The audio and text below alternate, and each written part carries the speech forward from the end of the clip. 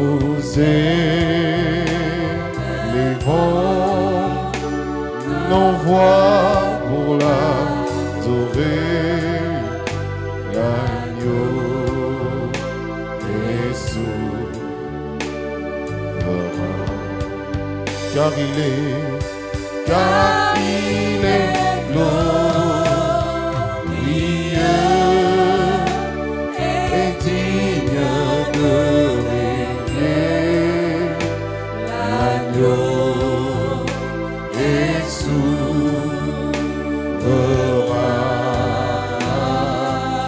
Nous élevons nos voix pour l'adorer, l'agneau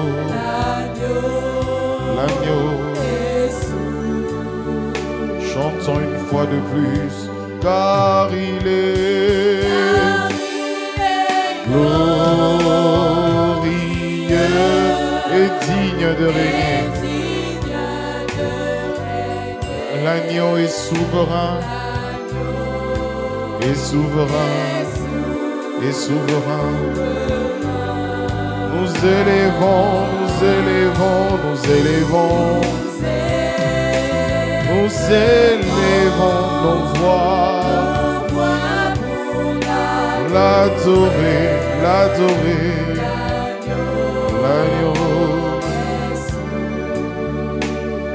Oh oui, encore, car il est glorieux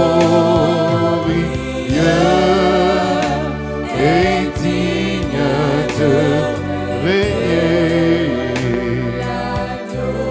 l'agneau est souverain. Oh oui, nous élevons nos voix pour l'adorer,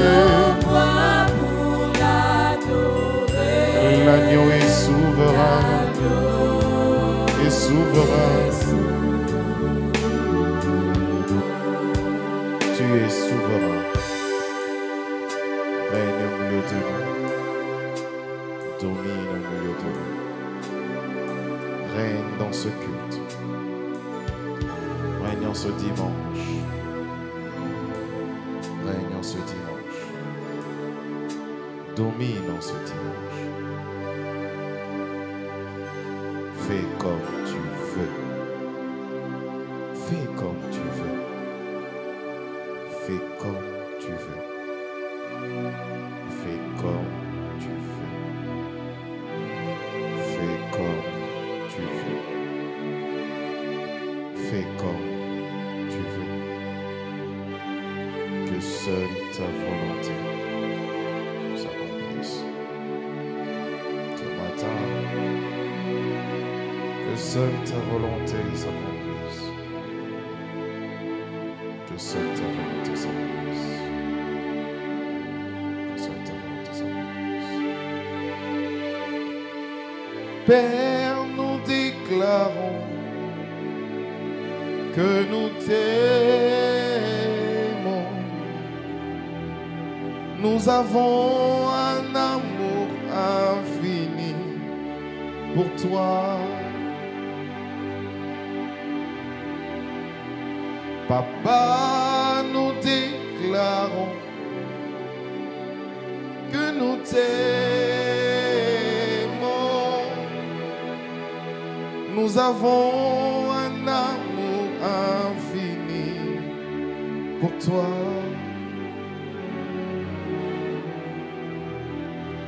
Jésus, nous déclarons que nous t'aimons. Nous avons un amour infini pour toi. Saint-Esprit, nous déclarons que nous t'aimons. Nous avons un amour infini pour toi. Jésus, nous déclarons que nous t'aimons. Nous avons un amour infini pour toi. Jésus, nous déclarons que nous t'aimons.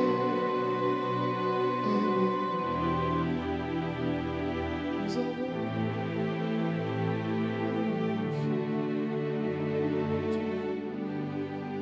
Talibra Shalai, Li Cantalabraya Zitalabraya, Luzitalibraya Zile Dilabraya, Shale Kalea Son Talibraya, Libra Zilenda Libreya Son Telebreya, Shalu Kotolobroyo Sitalabraya Shalai, Libra Zitalabraya Zileya Kentelebreya Sentalabaya.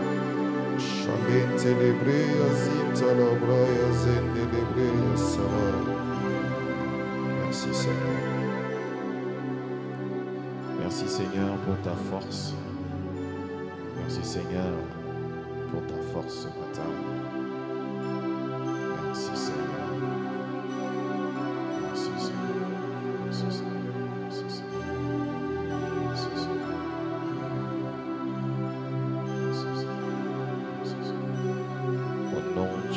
Saint-Esprit, je m'abandonne à toi.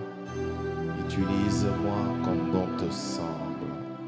Atteins tes buts et glorifie Jésus au milieu de nous. Au nom de Jésus.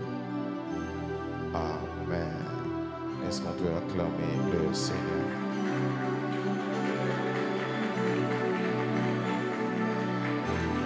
Est-ce qu'on peut acclamer le Seigneur?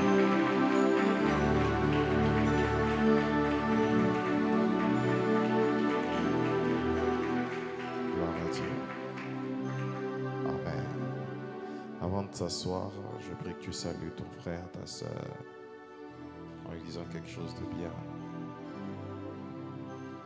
Salue ton frère, salue ta soeur.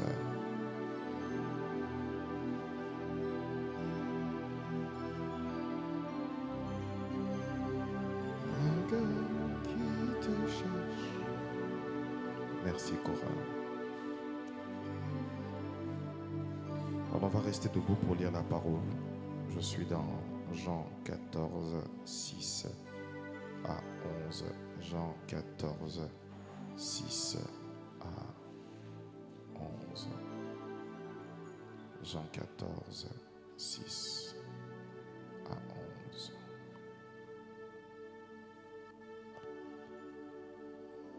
Lisons les Écritures. Jésus lui dit: c'est moi qui suis le chemin, la vérité et la vie. On ne vient au Père qu'en passant par moi. Si vous me connaissiez, vous connaîtriez aussi mon Père. Et dès maintenant, vous le connaissez et vous l'avez vu. Philippe lui dit: Seigneur, montre-nous le Père. Et cela nous suffit. Jésus lui dit: il y a si longtemps que je suis avec vous et tu ne me connais pas, Philippe. Celui qui m'a vu a vu le Père. Comment peux-tu dire montre-nous le Père? Ne crois-tu pas que je suis dans le Père et que le Père est en moi? Les paroles que je vous dis, je ne les dis pas de moi-même. C'est le Père qui vit en moi, qui fait lui-même ses œuvres. Croyez-moi, je suis dans le Père et le Père est en moi. Sinon, croyez-moi au moins à cause de ses œuvres. Nous pouvons nous asseoir. Bonjour à tous. J'ai pris la parole avec un léger retard de 5 minutes. Aujourd'hui, je pense que peut-être à 10h30, on sera parti. J'espère que vous allez bien, que vous êtes suffisamment reposés. Alléluia. Pose la question à celui qui est à côté de toi. On n'avait pas l'église pendant toute la semaine. J'espère que tu t'es reposé et que maintenant le pasteur va te demander de travailler pour Dieu. Amen.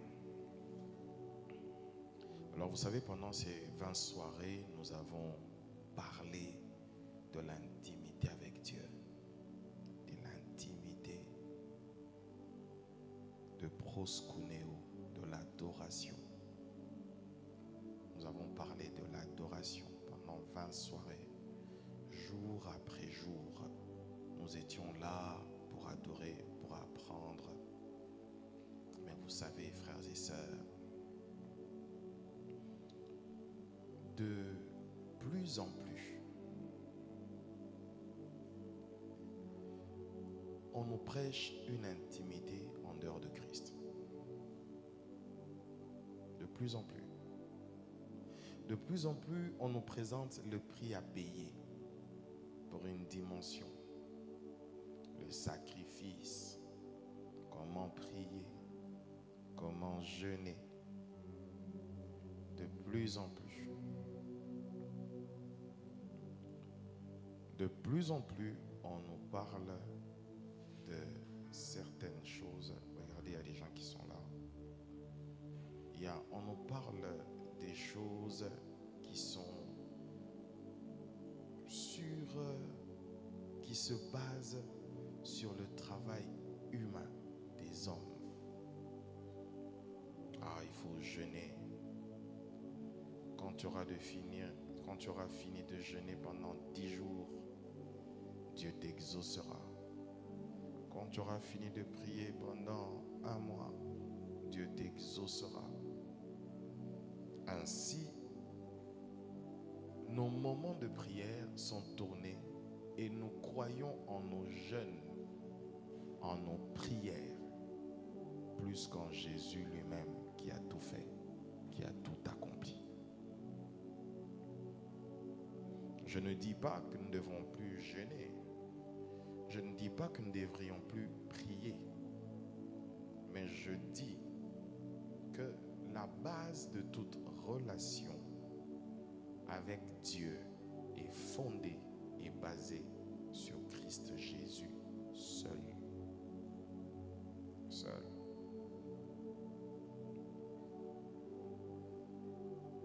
C'est pourquoi tu vois plusieurs personnes sont en train de se perdre dans la foi.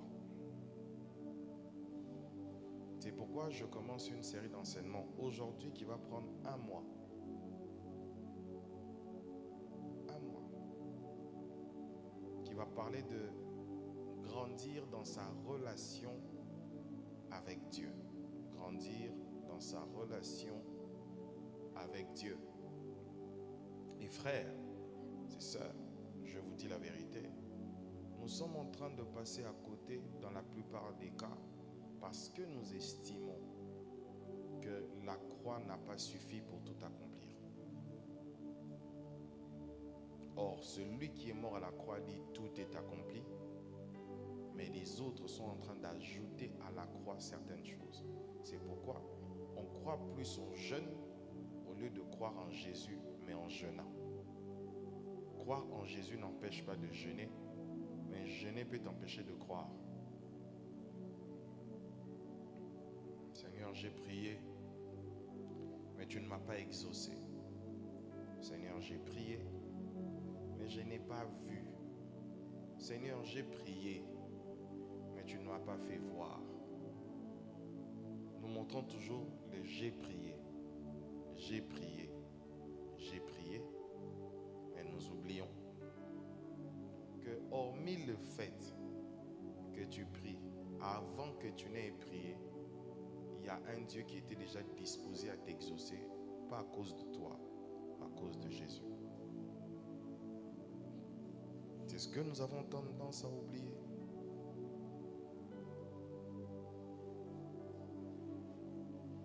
Et certaines personnes sont capables de ne pas supporter le repos.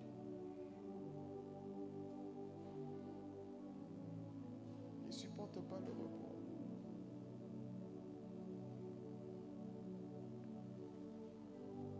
savez, je suis dans mon introduction, donc c'est vraiment, je suis calme. Vous savez, la foi, ce n'est pas le fait de s'agiter, même à l'église. Des fois, la foi, c'est rester calme. Et très souvent d'ailleurs, c'est de rester calme.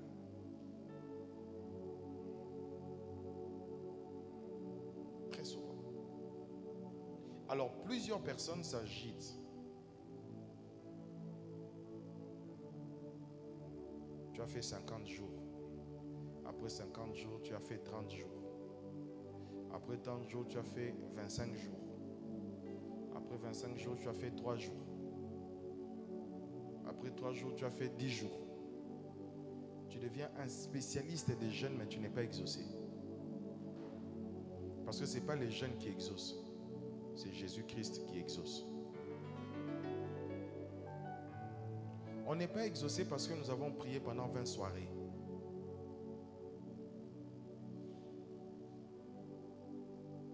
C'est pas ça. Qu'est-ce que le pasteur nous posait comme question? Après le programme ici, vous irez dans quel programme? Après le programme là-bas, vous irez dans quel programme? Après dans quel programme? Vous irez dans quel programme? Et tu vois les enfants de Dieu, ils sont incapables de s'asseoir. Quand il y a un programme de 3 jours de feu et de puissance, ils sont dans 3 jours de feu. 20 jours de proskuneo, ils sont dans 20 jours de proskuneo. 10 jours de arraché, ils sont dans 10 jours d'arraché. 50 jours de possédé. Même Dieu a prévu un jour de repos. Non pas parce qu'il est fatigué.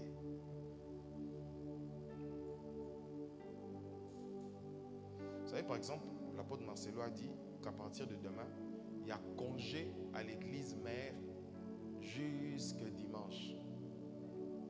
Et je sais que le dimanche, il va leur poser la question, quand nous n'étions pas là, vous étiez où? Parce que, frères et sœurs, je vais vous dire une vérité. Une foi qui est basée sur l'église et sur les rassemblements d'église n'est pas la foi biblique. Tu crois seulement qu'on est rassemblés là. C'est pas ça la foi. Toi, tu es en feu quand c'est l'intercession. Tu es en feu quand c'est VVF. Tu es en feu quand c'est la prière. Puis tu dis que tu as la foi. Tu n'as pas la foi. La foi elle se manifeste même quand tu es seul. Quand il n'y a personne.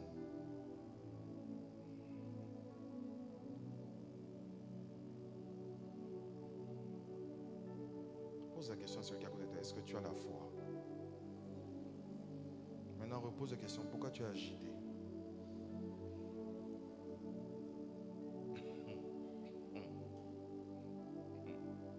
Pourquoi tu es agité? C'est toi la même personne qui prie. Après avoir prié, tu dis ça ne marchait pas.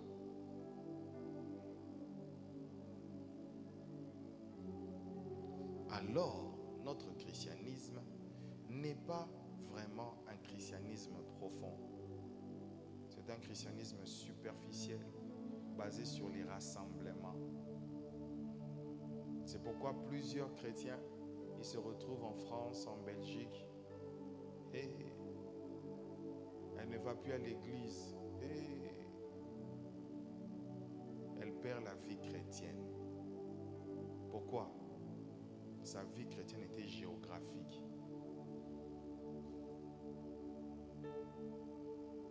Est-ce que tu as une vie chrétienne géographique?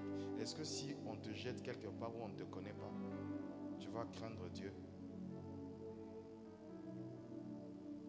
Est-ce que tu vas toujours adorer Dieu quand tu seras dans un endroit où on ne te connaît pas? Ou tu vas faire comme Pierre? Je ne le connais pas.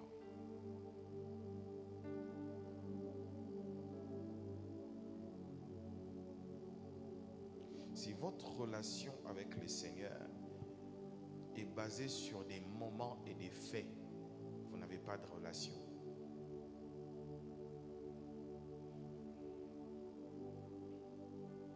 Qui connaît la température de l'eau? L'eau de mer.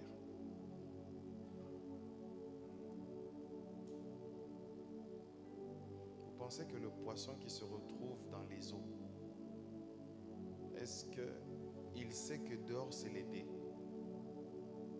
Est-ce qu'il sait que dehors il fait chaud? Est-ce qu'il sait que dehors il fait froid? Est-ce qu'il sait que même dehors il pleut? Est-ce qu'un poisson peut dire dans son monde qu'il pleut? Vous savez pourquoi il ne peut pas le dire? Parce qu'il est profondément enraciné là où il est, dans l'eau. Dieu a créé les oiseaux pour être dans les cieux. Il a créé les poissons pour être dans l'eau. À chaque fois qu'un homme, qu'une femme sort de son milieu dans lequel Dieu l'a créé, il ressent les effets qu'un oiseau ne ressent pas. L'oiseau ne ressent pas le vent comme nous nous ressentons au-dessus. D'ailleurs, le vent l'aide à aller plus loin. Mais le vent, au contraire, fait que l'homme peut manquer d'air parce qu'il y a trop de vent. Grandir dans sa relation avec Dieu. C'est vraiment une introduction aujourd'hui. Et je vais commencer vraiment le vif de mon message le dimanche prochain. Comme je disais, nous sommes dans un monde à ce jour où la relation avec Dieu est basée sur nos principes. Pas sur les principes de Dieu, sur nos principes. Ah, je vais donner à Dieu. C'est bien. Je vais faire un jeûne. Je vais faire une prière. Je vais m'avancer près de lui. Je serai près de lui. Je vais être dans sa présence. Je veux vivre les effets de sa présence. J'aime sa présence. De plus en plus, on nous enseigne la présence, mais on nous enseigne aussi le prix à payer pour sa présence. De plus en plus, on nous enseigne la présence de Dieu. On nous enseigne aussi le prix à payer pour obtenir la présence de Dieu. Mais très souvent, on ne nous enseigne pas la relation qui nous conduit à la présence de Dieu. Quand on te dit déjà le prix à payer, toi qu'est-ce que tu te dis? Montagne, jeûne, prière. Tu fais comme Moïse. Parce que à chaque fois que Moïse devait rencontrer Dieu, un, il devait souffrir parce qu'il devait monter sur gravir une montagne. Et deux, il devait attendre que Dieu soit avec lui. Parce que Dieu devait venir sur la montagne. Et pourtant, dans la nouvelle alliance, Dieu n'est pas sur la montagne. Dieu est au milieu de son peuple. Dieu est partout. Dieu est là. Dieu est dans ta chambre. Dieu est dans ta cuisine. Dieu est dans ton baka. Dieu est dans ton taxi. Dieu est dans ton yango. Vous savez ce que nous faisons? Tu es dans la voiture avec ton mari. Vous ne vous parlez pas. Mais quand maintenant il te dépose ou elle te dépose au bureau, c'est alors que vous vous appelez au téléphone. Oui, je disais, est-ce que je peux manger le poisson le soir? Est-ce que je peux faire ceci le soir? Pourquoi le Covid a détruit des relations? Pourquoi le Covid a détruit des relations? Le Covid a détruit des relations parce que les gens ne sont pas prêts à parler sans un intermédiaire.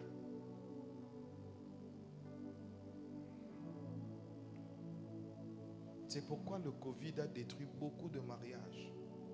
Beaucoup de relations ont été détruites. Tu n'arrives pas à parler avec Dieu dans le taxi, mais il est à côté de toi. Tu n'arrives pas à parler avec Dieu dans ta maison, mais il est à côté de toi. Quand tu dis tu vas à l'église, ça dit je vais rencontrer Dieu. Dieu s'étonne, c'est que il t'accompagne même à l'église pour que tu le parles, pour que tu lui parles. Dieu s'étonne. C'est comme Jean-Jacques qui est avec moi, mais il doit arriver jusqu'à l'église pour dire oui pasteur, je voulais vous parler. On a commencé depuis la maison. le manque d'enseignement est une catastrophe pour tout homme et pour toute femme qui veut s'approcher de Dieu et avoir une relation avec Dieu. J'aime les prédications chaudes. Je vous assure que j'aime les prédications chaudes. Ah, moi j'aime les prédications chaudes. J'aime prêcher, vraiment je prêche. Comme le 19 et le 20, comment j'ai prêché. J'aime prêcher comme ça. J'aime prêcher, il y a le feu.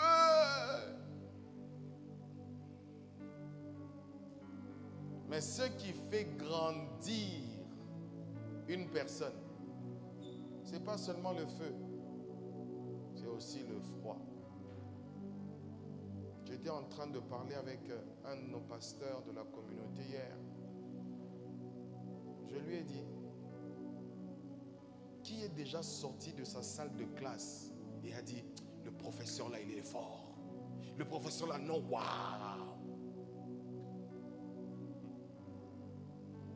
Vous aimez sortir des auditoires, le prédicateur là, il est, ouh.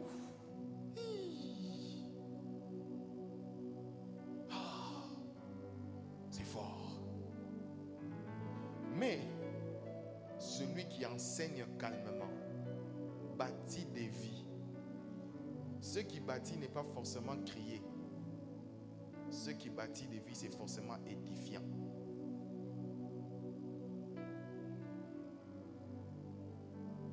Ce matin, je suis calme. Ce matin, vraiment, je suis comme un professeur à l'école. 1 plus 1 égale 2. 2 plus 2 égale 4. Mais je sens que ça va venir. Je suis en train de doser pour que ça ne vienne pas. Quelle est ta relation avec Dieu? Sur quoi est fondée et basée ta relation avec Dieu? D'autres, leur relation est basée sur l'église. Le point de contact que tu as avec Dieu, c'est l'église. D'autres, le point de contact que tu as avec Dieu, c'est le pasteur Dev. Hé, enlève-moi dans tes affaires. Hein. Je ne suis pas là. D'autres, c'est le pasteur. Dans la nouvelle alliance, on ne prie pas, on dit les dieux de mon père, les dieux de mon père, les dieux de mon pasteur. Ça n'existe pas. Dans la nouvelle alliance, ça n'existe pas. Toi qui pries en disant déjà les dieux du pasteur Dev, enlève-moi dans tes choses.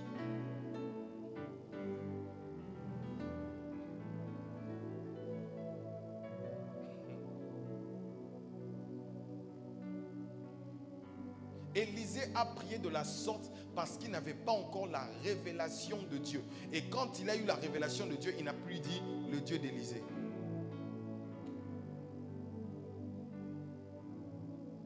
Ce qui veut dire qu'une relation se bâtit. À un moment, pour qu'un enfant se déplace, il faut le porter, mais après, il aura ses propres pieds pour se déplacer. Une relation avec Dieu se bâtit. Et tu peux avoir 40 ans, 50 ans. Tu es un bébé spirituel. Tu n'as jamais grandi. 40 ans. Mais quand on te regarde spirituellement, tu as un gros biberon. Un bébé spirituel. Et l'église d'aujourd'hui, je vous assure, c'est rempli de bébés spirituels.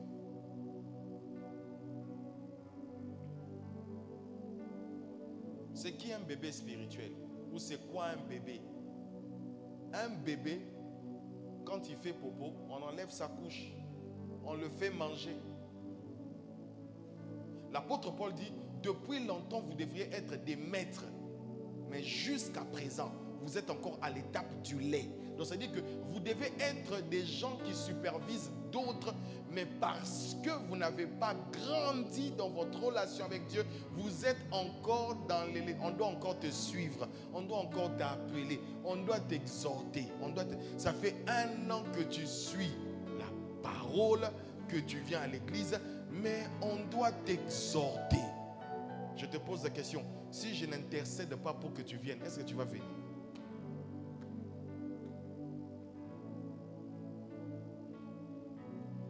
D'autres, pour les voir à l'église, tu dois prier. Parce que ce n'est pas encore... C'est comme un enfant qui se réveille et dit, maman, je ne vais pas aller à l'école. Pour d'autres, c'est comme ça. Pour d'autres, il faut les pousser. Il faut les pousser. Pourquoi? Parce qu'elles n'ont pas encore de relation propre avec Dieu. Et l'église dans le monde aujourd'hui est remplie d'hommes et de femmes qui n'ont pas de relation particulière avec Dieu. Une relation profonde, assise. Une relation profonde avec Dieu. Les gens n'ont pas de relation profonde. Ils ont des relations avec le pasteur, ils ont des relations avec des archevêques, ils ont des relations, je ne sais pas moi avec qui, mais ils n'ont pas de relation avec Dieu. Les hommes d'aujourd'hui sont heureux d'avoir des relations avec leur pasteur, sont heureux d'appartenir dans une communauté, mais n'ont aucune relation avec Dieu. La preuve que tu n'as pas de relation avec Dieu, c'est quand est-ce que tu as lu ta Bible? Seul.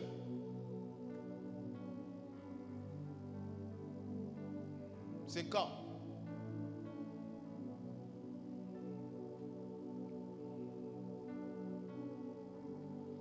Quand on n'a pas de relation personnelle, on ne vivra pas de visitations personnelles.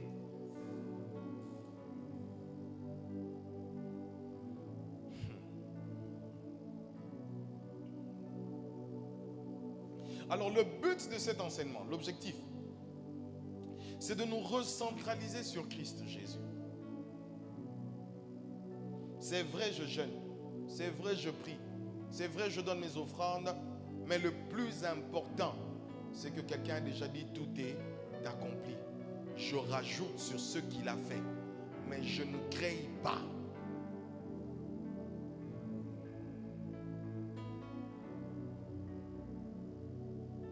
Alléluia. Alors je vais commencer maintenant. Vous imaginez que quelqu'un vient dans votre maison que vous ne connaissez pas et elle entre dans votre maison, vous ne la connaissez pas et s'assoit au salon. Vous n'avez aucune relation avec elle. Qu'est-ce que vous faites? Je vais dire, monsieur, madame, qui vous a demandé de vous mettre? Tenez-vous debout. Allons d'abord dehors. Parce que il y a des choses qui demande à ce qu'on vous y introduise. Vous ne pourrez jamais entrer dans la présence de Dieu par vous-même. Jamais. Jeûne comme tu veux. Prie comme tu veux. Sanctifie-toi comme tu veux. Si Jésus n'est pas dans ta vie, tu n'entreras jamais dans la présence de Dieu. Viens à l'église, donne tes dîmes, donne tes offrandes, fais-toi beau, fais-toi belle. Vis même un semblant de sanctification. Mais si Jésus n'est pas dans ta vie, Dieu ne te connaît pas.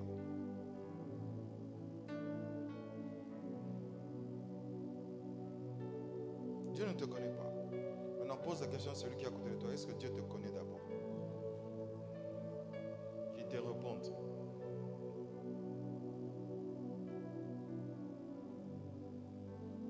Est-ce que Dieu te connaît?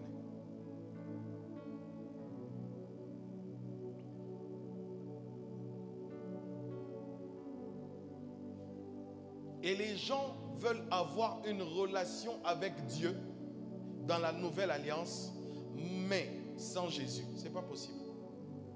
Ce n'est pas possible.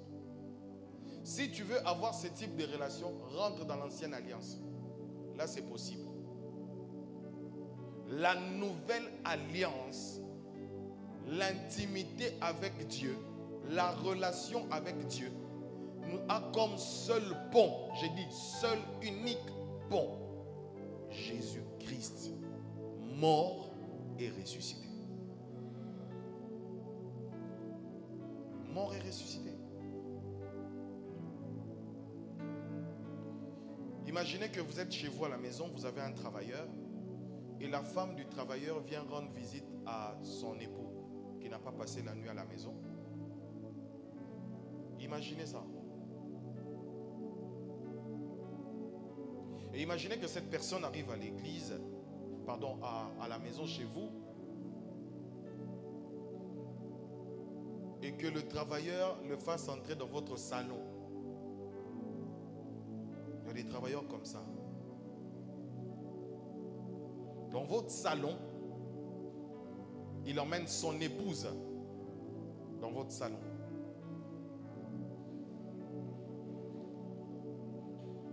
Imaginez que votre travailleur reçoive son épouse dans votre salon. Qu'est-ce que vous faites? Et vous venez trouver l'épouse. Et on lui sert même à manger sur votre table.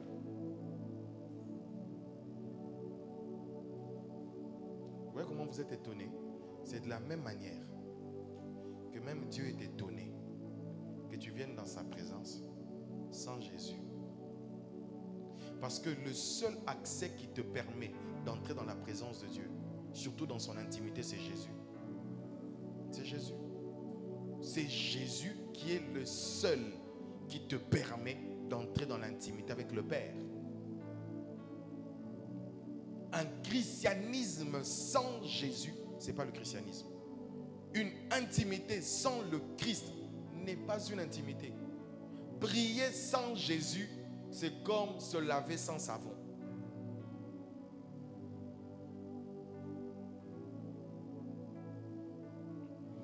Est-ce que je peux avancer? 1 Timothée 2, verset 5. En effet, il y a un seul Dieu. Il y a aussi un seul médiateur. Il n'y en a pas deux. Il n'y a pas deux médiateurs. Non, apporte-moi ton offrande. Je vais prier pour toi pour que Dieu agisse. Escroc. Il n'y en a pas deux. C'est pourquoi les enfants de Dieu sont escroqués aujourd'hui. Pourquoi? Elles n'ont pas de relation profonde avec Dieu. Et elles pensent que c'est le prophète qui va parler pour lui. C'est le pasteur qui va parler pour lui. C'est le docteur qui va parler pour lui. C'est l'archevêque qui va parler pour lui. C'est le bishop qui va parler pour lui. Si Jésus ne parle pas pour toi, rien ne se fera. Rien. Personne, frères et sœurs, enlevez dans votre tête le fait qu'il y ait d'autres intermédiaires entre les hommes et le Seigneur. Il n'y a pas un homme qui soit un intermédiaire. Il n'y a pas de femme qui soit un intermédiaire. Il n'y a pas de saints qui soient des intermédiaires. Il n'y a pas d'anges qui peuvent être des intermédiaires. Le seul intermédiaire entre les hommes et Dieu, c'est Jésus. Le seul qui puisse mettre les hommes en relation avec Dieu, c'est Jésus. Le seul qui puisse parler de nous auprès du Père, c'est Jésus. Même les anges n'intercèdent pas pour nous au devant de Dieu. La seule personne dans les cieux qui intercède pour toi et moi, c'est Jésus. Quand Étienne devait mourir, ce n'étaient pas les anges qui étaient debout, mais c'était Jésus qui était debout à côté du trône de Dieu pour voir ce qui s'est passé sur la terre. Notre avocat, ce n'est pas un ange, ce n'est pas même Moïse, c'est Jésus. Dis avec moi, c'est Jésus. C'est Jésus. Et aujourd'hui, on veut embrigader les hommes pour dire non, je vais aller prier pour toi, paye-moi mon billet d'avion, j'irai dans cette montagne et je prierai, Dieu va t'exaucer. Escroquerie. Toi-même tu peux prier et Dieu t'exauce. Je dis, toi-même tu peux prier et Dieu peut t'exaucer. Je répète, toi-même tu peux prier et Dieu t'exauce. Pourquoi Dieu a établi les hommes? Il a établi les hommes de Dieu pour que nous soyons dans les 5 ministères pour le perfectionnement des saints. L'enseignement, j'ai la charge de t'enseigner, mais je n'ai pas la responsabilité de tes exaucements.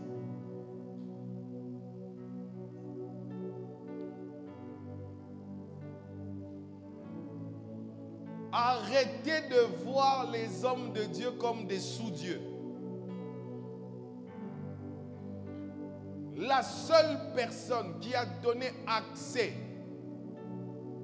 aux hommes dans la présence de Dieu s'appelle Jésus. Dis avec moi Jésus. Même si tu n'aimes pas ce que j'ai dit, c'est Jésus. Ce n'est pas ton grand-père, ce n'est pas ta grand-mère, c'est Jésus. C'est Jésus. Non, quand le pasteur David vient, le ciel est ouvert. C'est Jésus.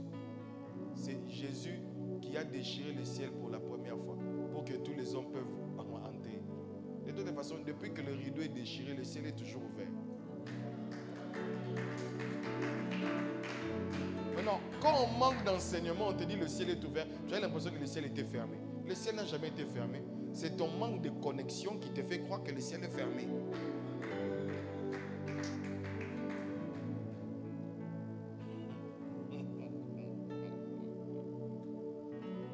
C'est pourquoi vous êtes dépendant des hommes. Soyez dépendant du Saint-Esprit. Soyez dépendant. Toute la semaine là, je n'ai pas appelé mes collaborateurs. Je ne les ai pas cherchés. Ils ne m'ont pas cherché. Ils ne sont pas dépendants de moi. Je ne suis pas le Jésus de l'église.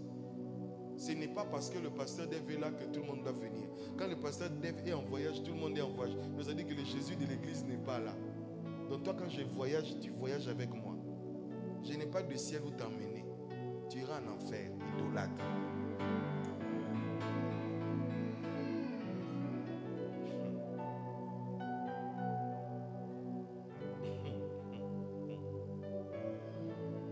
Il est triste de voir et de constater qu'aujourd'hui, la relation avec Jésus, après 2024 ans à la croix, on a l'impression que les hommes veulent revenir dans la loi. C'est comme si Jésus n'existe pas. Tu n'iras pas au ciel parce que tu pries beaucoup. Tu n'iras pas au ciel parce que tu as des bonnes vertus. Tu iras au ciel parce que tu as été justifié.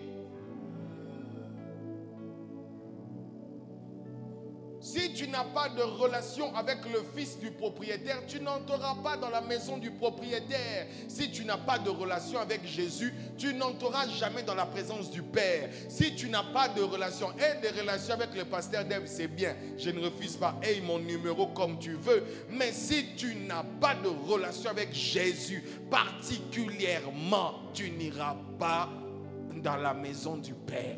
Et Jésus dit, hein, je vais vous préparer une place. Où?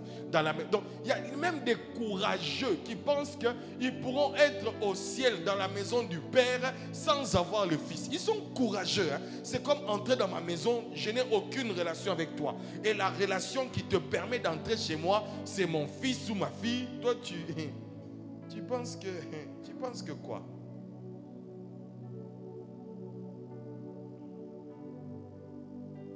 Même Moïse lui-même est mort.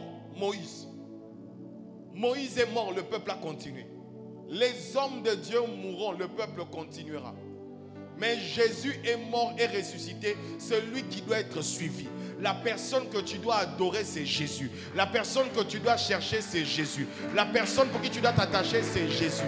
Tu peux appeler le pasteur, mon numéro est éteint. Et des fois, maintenant, ces derniers temps, je veux encore éteindre. J'ai une famille. Pasteur, j'ai essayé de vous joindre, je n'arrive pas. Est-ce que tu as essayé de joindre Jésus? Tu ne l'as pas eu. Tu as essayé de joindre Jésus. Le jour où mon fils aîné a fait une crise quand il était bébé, on n'a pas appelé le pasteur Marcelo.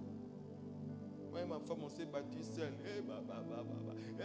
Nous refusons, nous chassons. L'enfant est revenu. Toi, l'enfant va mourir entre tes mains. Le pasteur ne répond pas. Tu es même fâché parce que je vous ai appelé. Des bébés chrétiens. Comme des bébés dauphins.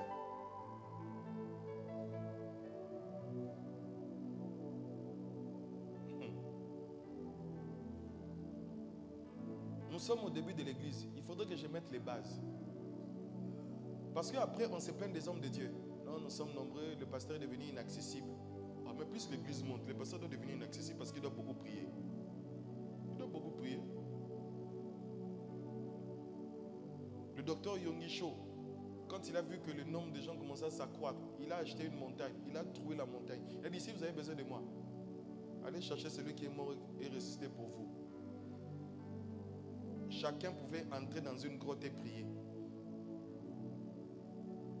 Maintenant, il y a des choses spéciales pour lesquels Dieu nous a appelés. Prier pour les malades, prier pour telle chose. Mais toi, tu as fait un mauvais rêve, je dois prier pour toi.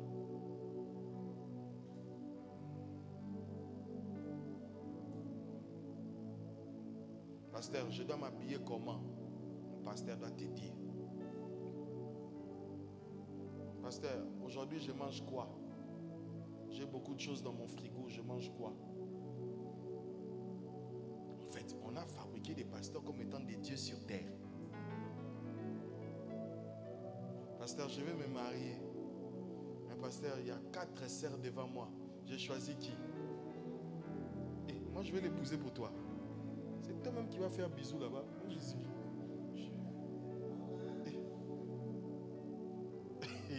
Moi, je vais l'épouser pour toi. Et les chrétiens font quoi? Jésus a tout accompli. Au lieu d'emmener, la Bible dit, venons avec assurance auprès du trône de la grâce. Non, ils viennent avec assurance dans le bureau du pasteur. Allons voir les prophètes. Il prophétisera certainement.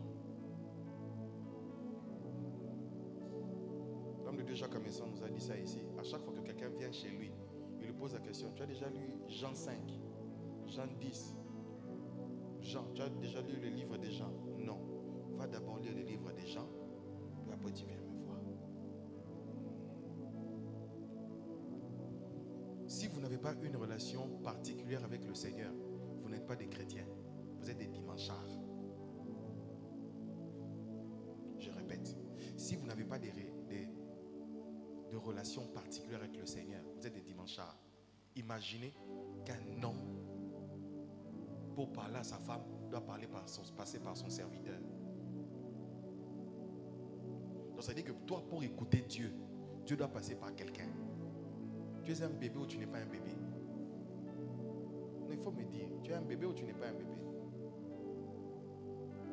Vous imaginez que j'appelle ma femme par l'entremise de quelqu'un. Hein, chérie, dis, Christopher, va dire à maman, je vais manger le cotis le soir. Mais j'ai le numéro de maman. Je passe. C'est ce que font les chrétiens. Maintenant, je vais vous dire pourquoi nous faisons ça. Parce que nous n'avons pas la révélation du Seigneur auquel nous avons cru. Nous n'avons pas cette révélation. Nous n'avons pas cette révélation. Tu n'aimes pas ce que j'ai dit? C'est bien, tu vas aimer. Vous aimez seulement qu'on dise que Dieu te bénisse. Aujourd'hui là, c'est enseignement. Comme j'ai dit au début, à l'école, aucun professeur, aucun élève sort de sa classe pour dire le professeur a été waouh. Mais tout le monde sort de sa classe en disant la matière là c'était bien pour nous. Ce que je fais pour toi, le jour où tu iras loin, tu vas comprendre que tu dois te prendre en charge. Dans un pays là, au Congo, le président dit prenez-vous en charge. Le président lui-même a dit prenez-vous en charge. Et maintenant tu veux que moi je prenne ta charge. Même spirituellement, vous devez vous prendre en charge. Il y a un seul médiateur. Comme en Afrique, il y a beaucoup de médiateurs.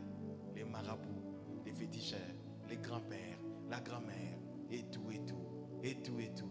Oui, la grand-mère là, elle voit toujours, et tout, et tout, et tout. Non, non. Tu peux voir par l'Esprit de Dieu. Tu peux entendre par l'Esprit de Dieu. Tu peux entendre par l'Esprit de Dieu.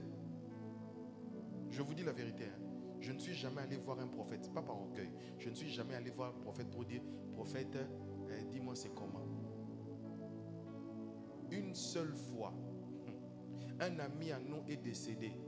Il était dans l'eau. On ne savait pas le retrouver.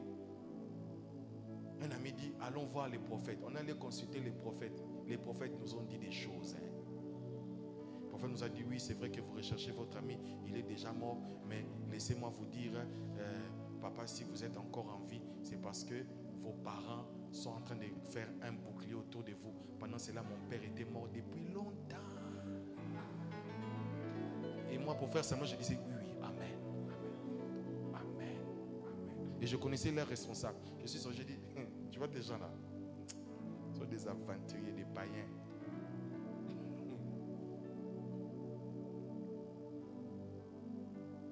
Croyez en Jésus. Croyez en Jésus. Est-ce que vous croyez encore en Jésus? Sincèrement, la Bible dit quand le Fils de l'homme reviendra, trouvera-t-il la foi? Est-ce que vous êtes sûr que vous avez la foi en Jésus? Examine-toi un peu. Vraiment, pose-toi la véritable question. Est-ce que tu crois encore en Jésus? Tu crois au pasteur Dave, c'est bien, merci. Mais est-ce que tu crois en Jésus? Est-ce que tu as la foi en Jésus? Est-ce que vous êtes sûr vraiment que vous appartenez à Jésus? Ou est-ce que vous venez seulement le dimanche?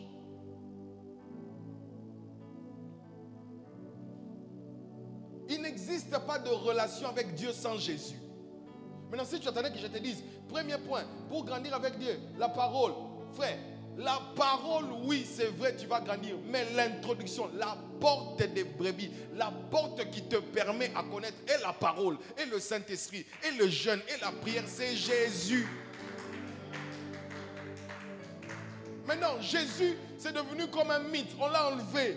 On l'a enlevé dans l'église. On l'a enlevé dans les prédications. On l'a enlevé partout. Partout, maintenant, c'est quoi?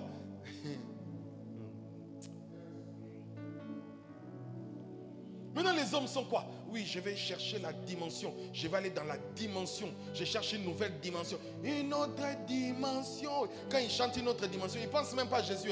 Ils pensent aux efforts qu'il va faire. Donc, comme un féticheur. Aujourd'hui, le Saint-Esprit est devenu comme un fétiche qui donne la puissance.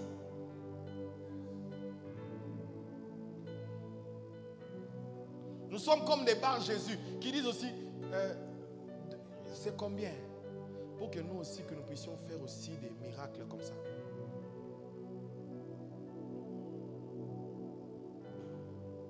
Aucune relation. Aucune relation. C'est pourquoi les pasteurs meurent jeunes aujourd'hui. Pourquoi? Il doit tout suivre. Pour te marier, on suit. Dans les mariages, on te suit. La grossesse, on suit. Ton enfant qui va naître là, on suit encore. Baptême de ton enfant, on suit. Mariage de ton enfant, on doit suivre. Bon, finalement.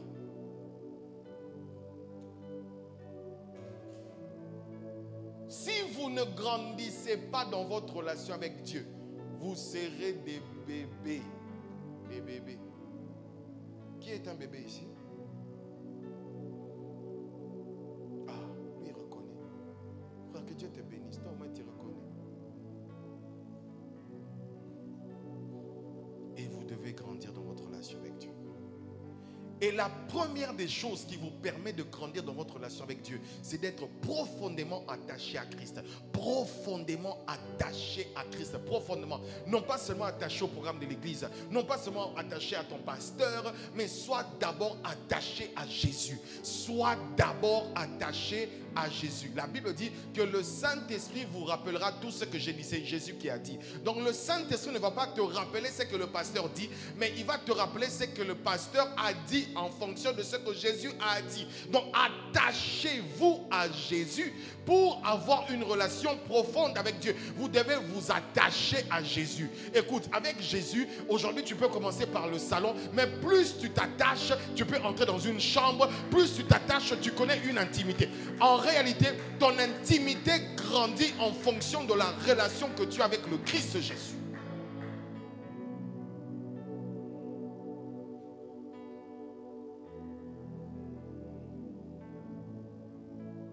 C'est quand la dernière fois tu as jeûné seul. Tu as jeûné seul. Personne ne t'a demandé de jeûner. Pourquoi tu jeûnes? Et puis aujourd'hui, nos jeunes sont motivés. Hein? Nos jeunes sont motivés. Pourquoi tu jeûnes? Je jeûne pour le mariage. Pourquoi tu jeûnes? Je jeûne pour ma guérison. C'est pas mauvais. Hein? C'est pas mauvais. Pourquoi tu jeûnes? Je jeûne pour mon travail. Pourquoi tu jeûnes? J'ai beaucoup de combats. Mais dites-moi dans la Bible, quel prophète a jeûné pour le mariage? Dites-moi quel prophète a jeûné pour un combat. Les jeûnes étaient pour se rapprocher de Dieu. Des fois quand tu jeûnes, c'est pour entretenir ta lampe spirituelle.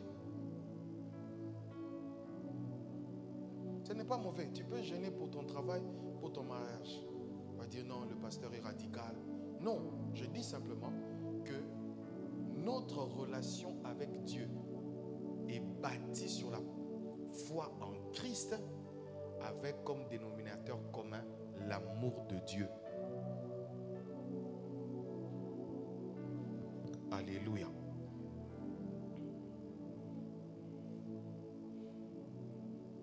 Romains chapitre 3, le verset 22 à 23.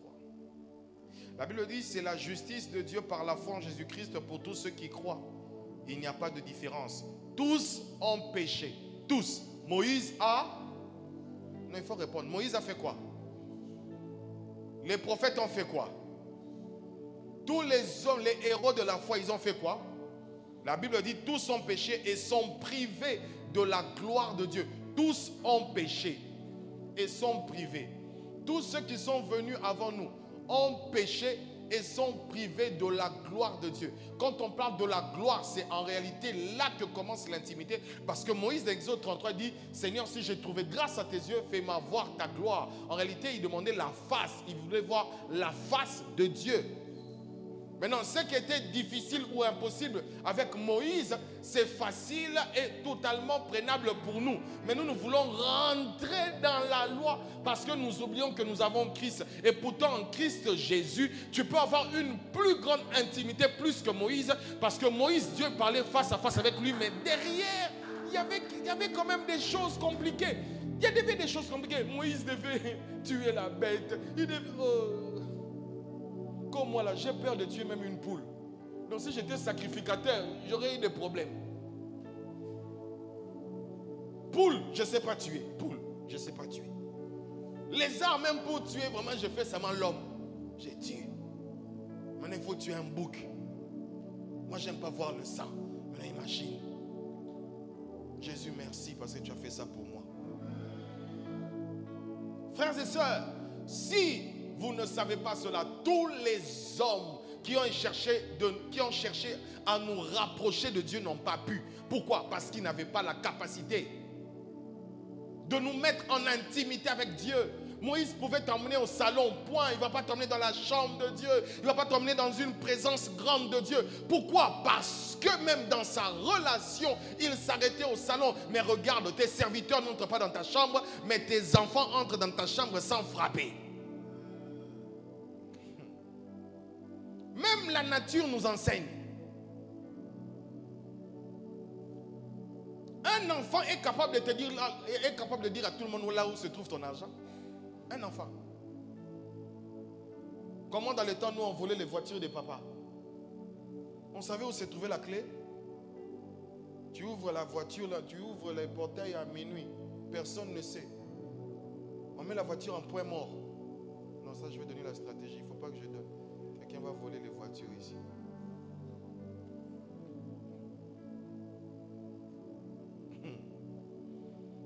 Notre relation avec Dieu est fondée sur Christ. Personne ne mérite d'entrer dans la présence de Dieu sans Jésus. Personne ne mérite d'adorer le Père sans Jésus. Personne ne peut adorer le Père sans Jésus. Personne ne peut se prosterner devant Dieu sans Jésus. Personne ne peut voir Dieu sans Jésus. Personne. Vous pouvez jeûner, prier comme vous voulez. Je ne rejette pas le jeûne, mais pour accéder dans la présence de Dieu, pour avoir une relation profonde avec Dieu, quelle que soit votre dimension spirituelle, vous devez avoir Jésus-Christ dans votre vie. Quand l'apôtre Paul dit être privé de la gloire, il est question de la face. Personne ne peut voir la face de Dieu. Personne. Mais j'encourage les jeunes. D'ailleurs, nous serons jeunes.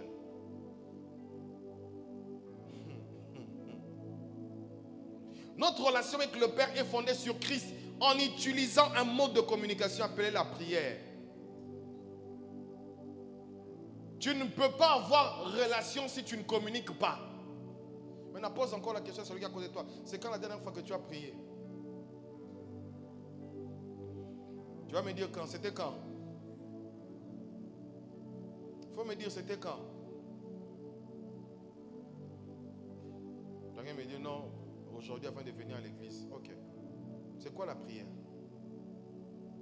Vous savez, moi je pense qu'à l'église, il faut qu'on reprêche les affermissements. La prière, c'est quoi? C'est un dialogue. Donc si tu as prié, ça veut dire que Dieu a parlé. Ok, quand tu es sorti de chez toi, Dieu t'a dit quoi? Tu as parlé ou tu as monologué?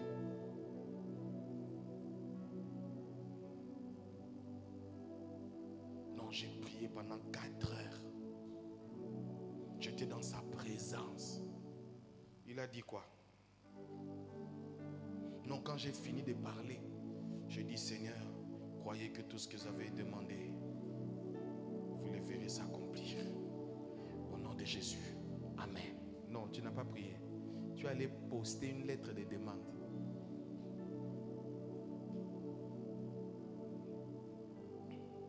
Tu sais, quand tu vas à la poste, il y a une poste ici. Ça marche, hein? Ok. Dans les pays où les postes marchent, il y a des pays, hein? Dans les pays où la poste fonctionne, est-ce que tu as même besoin de connaître le visage du comment on les appelle? J'étais dans un pays où ça. Donc, comment on les appelle? Ceux qui travaillent à la poste. Facturier. Facteur, tu vois? C'est un des vocabulaires que je n'ai pas connu. Est-ce que tu as même besoin de connaître le facteur quand tu veux envoyer ta lettre? C'est ce que nous faisons quand nous prions. Seigneur, je demande des grands immeubles, je demande un grand ministère, je demande l'argent. Seigneur, donne-moi les mariages. Seigneur, donne-moi les voyages. Seigneur, donne-moi, Seigneur. Merci, Seigneur, je t'ai demandé au nom de Jésus. Jésus est facteur, il a pris ta prière, il est parti. Amen. Puis tu dis, tu as prié. Tu n'as pas prié, tu as beaucoup demandé. La Bible dit, croyez que tout ce que vous avez demandé en priant veut dire en dialoguant. Parce que la prière est d'abord un dialogue et non pas un interphone de dérangement.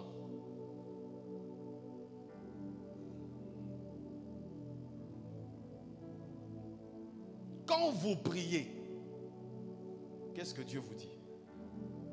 Quand vous priez, qu'est-ce que vous entendez? Quand vous priez, il vous envoie sur quel passage de la Bible? Quand vous priez, il vous demande de suivre quelle vidéo pour être édifié. Quand vous priez, quel est le message que vous recevez personnellement? C'est comme si je passe par quelqu'un pour dire, dites à ma femme que je l'aime.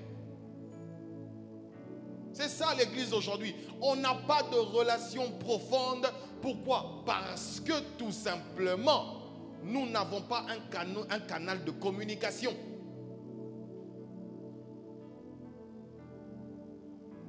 J'en parlerai. Frères et sœurs, si nous ne savons pas comment nous y prendre, la Bible dit, vous ne recevez pas parce que vous demandez mal. Et nous ne savons pas nous y prendre. Nous ne savons pas nous y prendre. Le dialogue ou la prière sous-entend que deux personnes sont en train de parler. Deux personnes sont en train de parler. Quand tu pries, sache que tu parles à Dieu. Laisse aussi à Dieu le temps de te parler. C'est comme si tu vas devant le roi, devant le président, à dos, tu parles. Quand lui veut parler, tu dis, bon, moi je parle.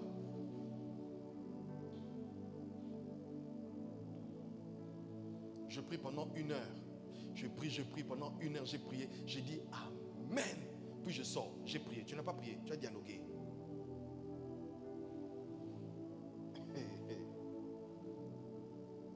Nous mettons nos temps de prière en fonction de ce que nous avons la capacité de dire. Non pas ce que Dieu peut faire. Quand tu dis je prie 1 heure, en réalité ça veut dire quoi? Je parle 1 heure. Mais tu oublies que dans le 1 heure, Dieu peut prendre 50 minutes, mais tu vas parler 10 minutes.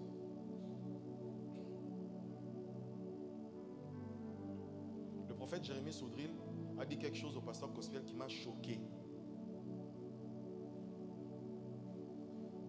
Il dit lui quand il entre dans la présence de Dieu, il croit qu'il est en Jésus. 20 minutes suffisent. Des fois, il prie pendant 20 minutes. 20 minutes. Mais toi, quand tu entends 20 minutes, non, c'est petit. Les bras, papa, chapa, Pourquoi? Parce qu'il a grandi dans sa relation, qu'il n'a pas besoin de beaucoup chauffer le moteur pour décoller.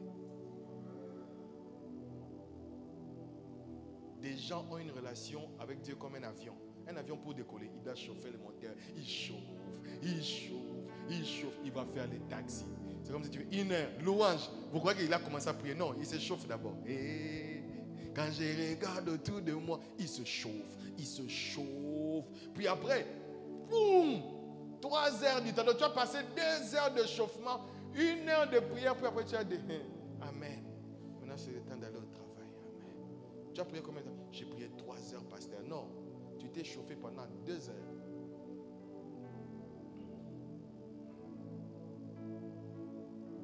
Une relation, c'est une communication. Il n'y a pas de relation sans communication. Est-ce que vous communiquez suffisamment avec votre Dieu? Est-ce que vous communiquez?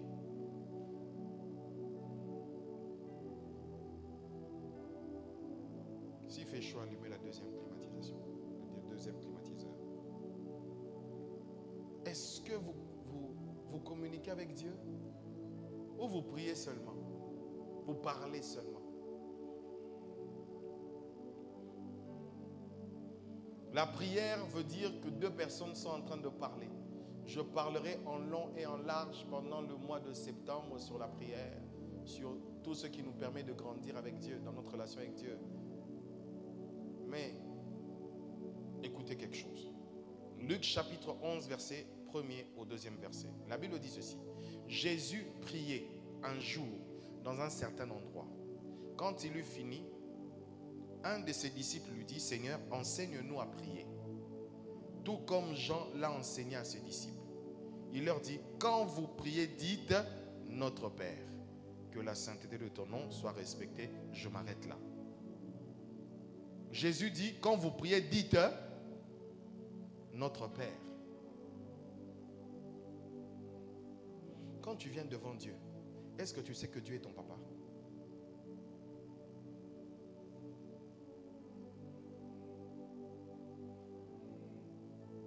En réalité, Jésus n'a jamais appelé Dieu Dieu. Il a toujours appelé Père. Je vais auprès du Père. Je retourne auprès de mon Père. Auprès de mon Père. Et lui-même dit, c'est notre Père. Quand vous priez, dites Père. Mais les chrétiens jusqu'aujourd'hui disent Dieu. Ils ne sont pas en mesure de dire Père. Ce n'est pas parce que papa est président de la République qu'on l'appelle pas papa.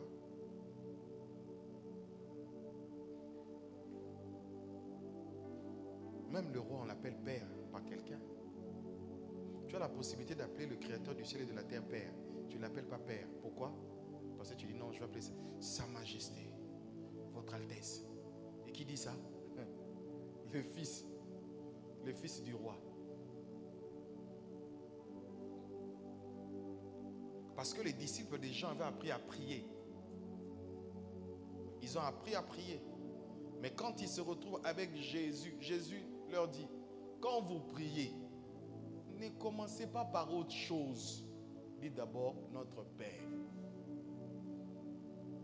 En réalité, la prière du Notre Père n'est pas...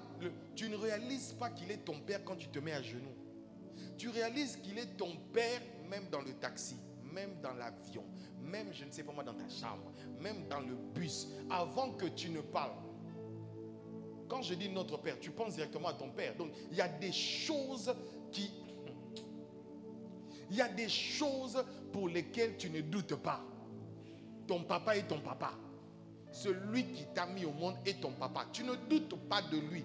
Et de la même manière, quand tu viens dans la présence de Dieu, la première des choses que tu dois savoir, en Jésus, tu n'es pas un serviteur. Le serviteur, c'est Moïse. Serviteur, c'est Élie. Mais moi, je suis fils de Dieu. C'est ça la différence que nous avons.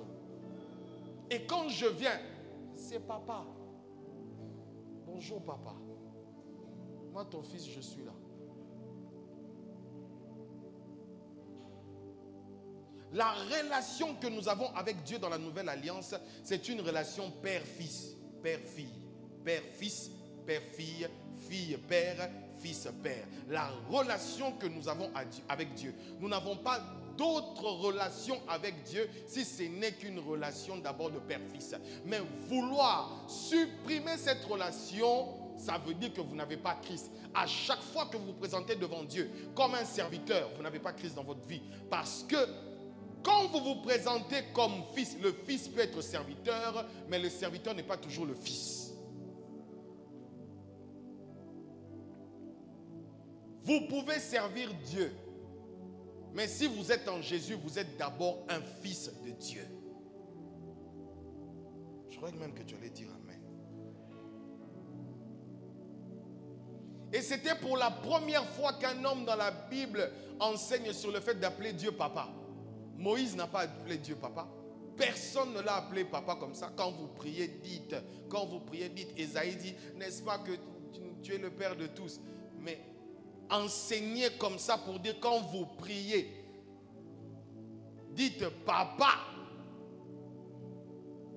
C'est Jésus seul qui l'a fait. Nous sommes dans une alliance où Dieu est ton père. Dieu est ton père. Dieu là, le créateur du ciel et de la terre, c'est ton père. Celui qui a permis que Satan soit tapé, c'est ton père. Celui qui a créé le monde visible et invisible, c'est ton père. Celui qui gère le monde et tout l'univers, c'est ton père. Celui qui, je ne sais pas moi, qui t'a donné la vie, c'est ton père. Nous avons tendance à oublier le père qu'il est pour seulement se rattacher au Dieu qu'il est. Le fait qu'il soit père ne l'empêche pas d'être Dieu. Nous sommes dans une dispensation, frères et sœurs, où nous devons être heureux d'appeler Dieu Père. Et mieux encore, Abba Père, bien-aimé Père.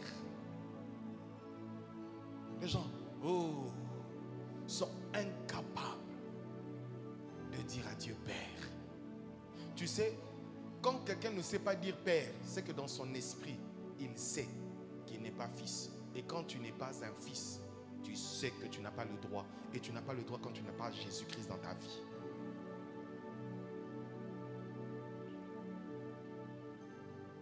Quand tu n'as pas Jésus, l'esprit qui est en toi, qui n'est pas l'esprit de Jésus, n'appellera jamais Jésus Père. Jamais. Jamais. Parce que l'esprit de Christ en toi appellera Dieu Père. Quand tu as Jésus, l'esprit de Christ en toi appelle Dieu Père. Mais quand tu n'as pas le Christ en toi, l'esprit qui est en toi appellera Dieu Dieu.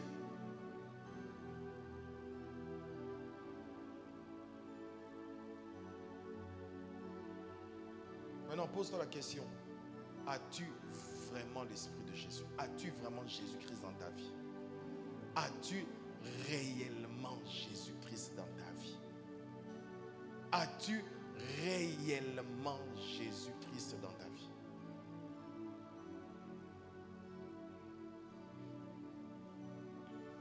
Imaginez que vous venez de découvrir cette si grande vérité. Le créateur de toutes choses, visibles comme invisibles, c'est mon papa. C'est mon papa.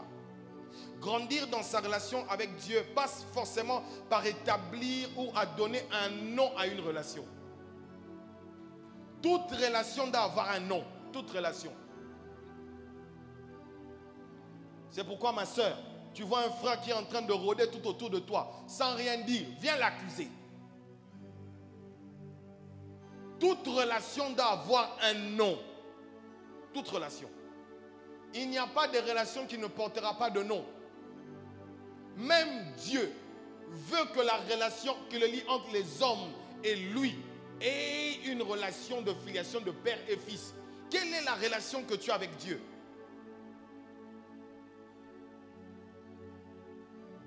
Les chrétiens sont des personnes qui ne savent pas définir les relations. C'est ça, le principe de définition d'une relation. Est-ce que tu sais définir ta relation? Quelle est la relation que tu as avec telle sœur? Quelle est la relation que tu as avec tel frère? Et les chrétiens sont les personnes les plus ambiguës sur terre. Il peut gérer 5, 6 sœurs à côté de lui, mais à personne il a dit je t'aime. Et quand vous venez l'attraper, il dit, papa, je n'ai dit à personne je t'aime, je n'ai dragué personne. Mais il sait que 6 filles sont autour de lui. Des frères comme ça.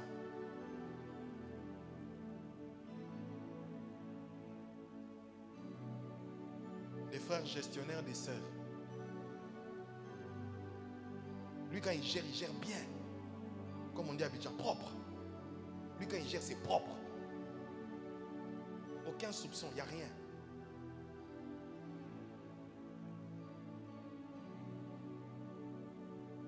Dieu prend le soin de définir la relation dans la nouvelle alliance. Tous ceux qui appartiennent au Fils sont mes fils et filles. Donc quand tu te vois là, tu sais déjà dès le départ, quand tu te dis, je suis un fils de Dieu, ça te donne un niveau de sanctification. Par le simple fait qu'ils disent, je suis... Donc ça dit qu'il y a des choses que je ne peux pas faire. Il y a des choses que je ne peux pas faire. C'est comme demander à un lion de manger l'herbe. C'est ce que... Le simple fait qu'on est un fils de Dieu, il y a des choses qu'on ne fait pas. C'est Dieu mon papa. Tu imagines qu'on dit c'est Dieu mon papa. C'est le président mon papa.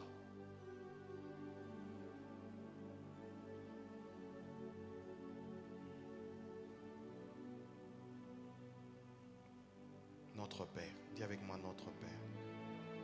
Dieu est ton Père. Peut-être que tu l'as oublié. Le Dieu là, c'est ton Père.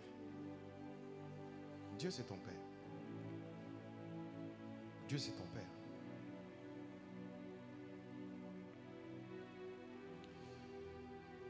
Je vais peut-être finir par ça. Vous savez, si vous lisez le psaume 23 de David, David commence par dire quoi? Que l'Éternel est mon berger. Et si vous lisez tout ce qu'il dit, Jésus plus tard va aussi parler du bon berger. Il dit le bon berger donne sa vie pour ses brebis. Mais si nous revenons sur le psaume de David, le psaume 23, vous allez vous rendre compte d'une chose. Qu'il ne dit pas ce qui est étranger à lui. Il connaît le rôle du berger. Il a une relation avec les brebis. Il dit la même relation que moi j'ai avec les brebis, que j'avais avec les brebis dans la maison de mon père. C'est la même relation que j'ai avec Dieu. L'Éternel est mon berger. Qu'est-ce qu'il fait après quand l'Éternel est mon berger? Il fait quoi? Je ne vous entends pas. Il y a des gens qui ne connaissent même pas le psaume 23. L'Éternel est mon berger. Pourquoi? Parce que ce n'est pas de la responsabilité de la brebis de chercher la nourriture.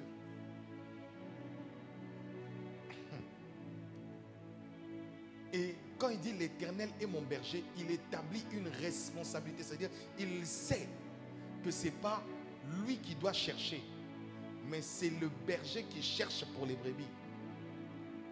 Et quand Jésus dit appeler Dieu papa, ce n'est pas seulement une relation, mais c'est une responsabilité établie. Quand un enfant vient vers son père, il n'a pas besoin de savoir, papa, si tu as été payé, si tu as l'argent, si tu n'as pas d'argent, et tout, et tout, et tout. L'enfant te demande, papa, je veux le jouer.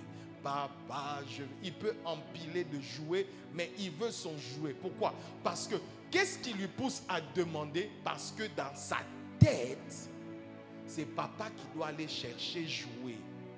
Et que le jouet vienne... En fait, ce que vous vivez dans vos maisons, c'est en réalité la relation que nous devrions avoir avec Dieu.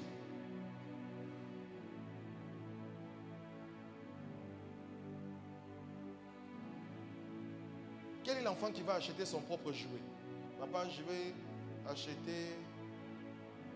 Qu'est-ce qu'on me demande encore ces derniers temps?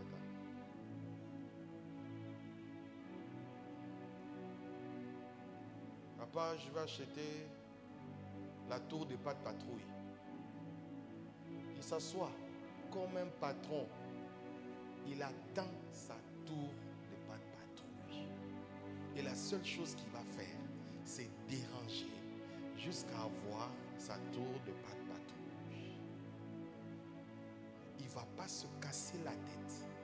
Il ne va pas se casser les méninges. Il ne va même pas réfléchir si papa a été payé ou pas. Ce n'est pas son problème. Son problème, c'est que papa, puisque c'est toi qui m'as engendré, c'est toi mon responsable. C'est ça en fait, avoir cette relation avec Dieu de père et fils fait à ce que Dieu est totalement responsable de toi. Il est responsable de ta santé. Il est responsable de ta vie. Il est responsable. Dieu est responsable. Regardez les petits enfants quand ils apprennent à marcher et qu'ils doivent aller.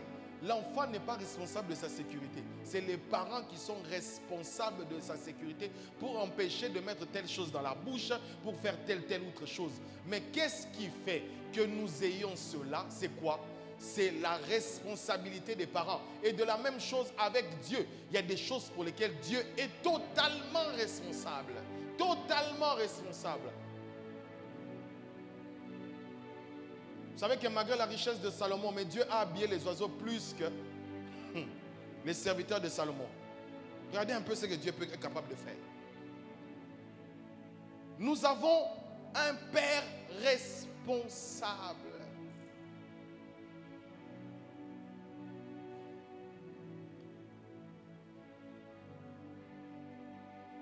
Quand tu t'approches devant Dieu, en Jésus-Christ, le Dieu là, c'est ton Père. C'est ton Père. C'est ton Père. Et c'est qui un Père? J'ai aimé la définition que les Français ont donnée. Ils ont dit un Père, c'est un homme qui a engendré. Mais non pas seulement engendré, qui a aussi adopté un ou plusieurs enfants.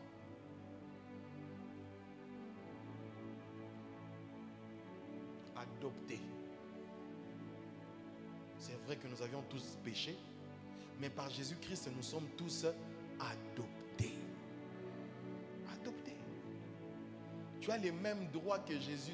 C'est pourquoi la Bible dit nous sommes co-héritiers avec Christ. Co-héritiers. Tu sais maintenant quand tu te mets dans cette position-là, quand tu pries pas comme tout le monde. Tu vas prier même avec une dose d'assurance. Père, je viens devant toi. Je sais que tu m'exauces toujours. J'ai prié pour eux. C'est ce que faisait Jésus. Jésus, quand il arrive, il dit, je sais que tu m'exauces toujours. En réalité, un enfant sait qu'il est toujours exaucé. Un fils sait qu'il est toujours exaucé. Alors quand il se présente, j'ai prié pour eux. Ces païens, ces incrédules. Mais moi là, je sais que tu m'as déjà exaucé. Ça dit que un fils, un enfant de Dieu, une personne qui est en relation avec Dieu, quand elle se met à prier, elle ne se met pas à prier pour être exaucée. Elle est déjà exaucée.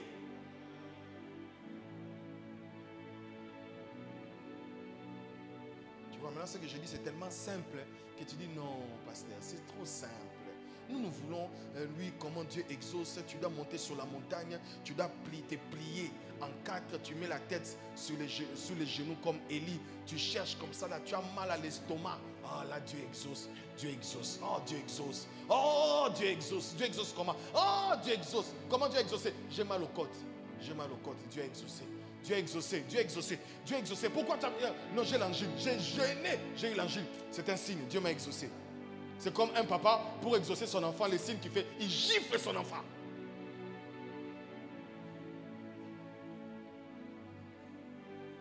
Dieu exauce. Quand Dieu t'exauce, seulement quand tu jeûnes. Dieu exauce. Quand les enfants doivent souffrir dans la maison. Papa, on veut manger. Papa regarde. Papa, on veut manger. 15h, 16h, 17h. Papa dit, bon, j'ai pitié de vous. Allah, c'est pas ça en fait. Ce n'est pas ça. Maintenant, nous avons mis Dieu maintenant dans ce circuit-là. Pourquoi que pour que Dieu agisse, il faut seulement le supplier. Tes enfants te demandent sans te supplier. Moi, des fois, quand je refuse à mes enfants, je refuse parce que j'ai fait un caprice. Hein. Papa, je vais prendre la banane. Non. En réalité, si tu me demandes pourquoi tu ne veux pas prendre la banane, parce que je ne veux pas seulement. C'est mon plaisir de ne pas vouloir. C'est ça mon plaisir des parents. Des fois, tu refuses quelque chose à ton enfant. Tu ne sais pas pourquoi tu refuses. Tu as seulement senti quelque chose dans toi pour te dire, dis non. J'ai dit non. Puis mon dernier fils me pose, mais papa, pourquoi? J'ai dit, parce que j'ai dit non. Dieu est ton Père. Et à chaque fois que tu t'approches dans la présence de Dieu, dis-toi, avant même que tu ne commences, je dis, je vais parler avec papa aujourd'hui. Oh, je vais parler avec papa. Et ta relation va grandir. Parce que dans ton fort intérieur, le Saint-Esprit atteste que tu es un fils de Dieu. C'est quoi la Bible dit? La Bible le dit. Que c'est le Saint-Esprit en nous qui atteste, qui témoigne que nous sommes fils de Dieu. Et quand tu es fils de Dieu, on ne va même pas forcer. Ça va se voir comment tu l'appelles. Un homme qui appelle ton père monsieur, par exemple, je vais prendre un exemple. J'aime beaucoup monsieur Kofi. Monsieur Kofi. Mais l'autre, l'enfant de Kofi ne va pas l'appeler Kofi. Il va l'appeler papa. Et les enfants impolis de cet état, ils ne vont même plus t'appeler par ton... Ils vont t'appeler même par ton prénom. Christophe. Pour montrer qu'il est très intime à son père. Les enfants d'aujourd'hui sont graves.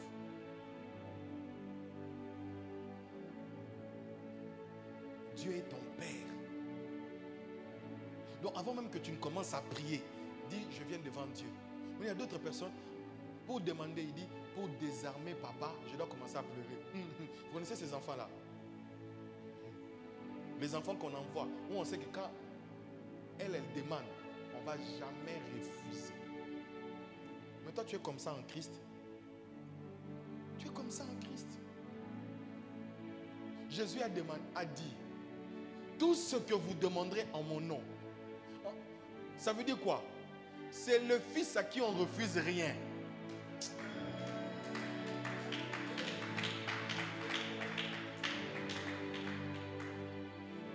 Dans une maison, il y a toujours un enfant à qui on ne refuse rien.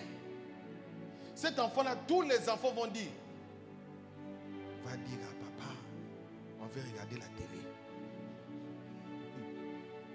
Et lui, il entre toujours dans la chambre. Papa, papa, papa, papa, papa, papa. Quoi? Papa, quoi? Je vais regarder la télé. Il va regarder. Mais ce n'est pas lui qui va gérer la télécommande. Maintenant, dans la relation avec Dieu, il y a toujours un fils à qui on ne refuse rien. C'est Jésus. Maintenant, lui-même, Jésus a dit, quand vous allez demander en mon nom, c'est comme si c'est moi-même qui ai demandé. Et puis il dit quoi? Ce que vous demanderez, je le ferai. Donc quand tu dis, Seigneur, je veux une voiture au nom de Jésus. Maintenant, c'est lui, soit lui-même il fait, soit il va vers le Père et dit, Père, j'ai besoin d'une voiture. En réalité, ce n'est pas pour lui.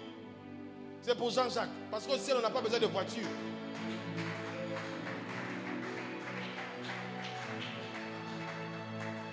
C'est comme ça la relation qui marche avec Dieu. Cette relation de père et fils. Père et fils. Père et fille. Mais dans la famille, il y a un seul enfant à qui on ne refuse rien. Que tous s'attachons à l'enfant à qui on ne refuse rien pour lui dire, va demander, va demander, va demander. J'allais dire petit. Je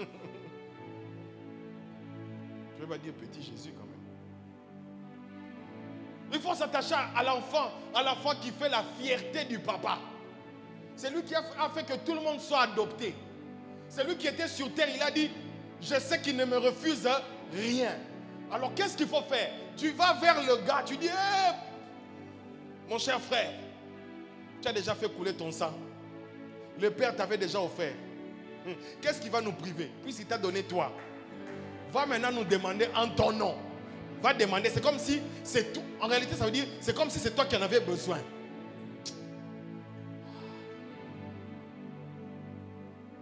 Maintenant, les gens sont en train de prier. Ils se battent, ils se battent, ils se battent.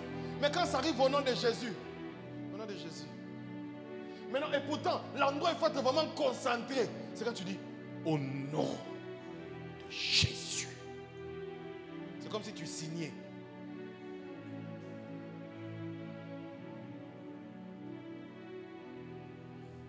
Les gens sont prompts à prier, mais les gens ne sont pas prompts à vivre leur prière en fonction de leur relation avec Dieu.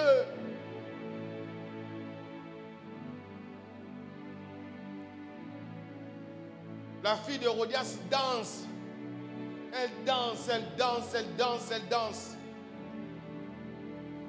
Et on lui pose la question par le roi. Demande-moi même, jusqu'à la moitié de mon royaume, une danse qui peut te donner la moitié du royaume. Mais elle va chez sa mère. Elle me dit, demande la tête de Jean-Baptiste. La tête de Jean-Baptiste, ce n'était pas une tête à apprendre. Le roi avait accepté qu'il soit en prison, mais qu'on ne le tue pas. Mais à cause de la fille à qui on ne refuse rien. Donnez la tête. Même quand je ne veux pas, donnez seulement. Il y a des choses que tu n'as pas parce qu'en réalité, tu n'as vraiment pas cette relation-là. Tu n'as pas cette relation. Est-ce que Jésus est vraiment ton frère? Est-ce que Jésus est vraiment dans ta vie? Tu veux construire une relation avec Dieu en utilisant quel matériel? Il n'y a pas d'autre matériel. Il y a déjà Jésus.